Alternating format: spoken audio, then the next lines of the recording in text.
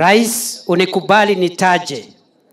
Hapa kuna mradi mkubwa wa kuzalisha umeme, wind power project ya bilioni zaidi ya 40 ambao serikali inataka kuwekeza hapa. Na investor wa hiyo project ya 40 billion shillings ako hapa siku ya leo. Hile kitu ilikuwa na matatizo kidogo, tumetatua.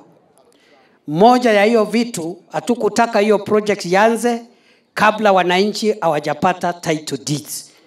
Kwa sababu sasa wakipata title deeds, wako na haki ya kuongea na wako na haki ya kuzungumza na investor wakati hiyo wind power inaendelea. Rais aendelee na kazi?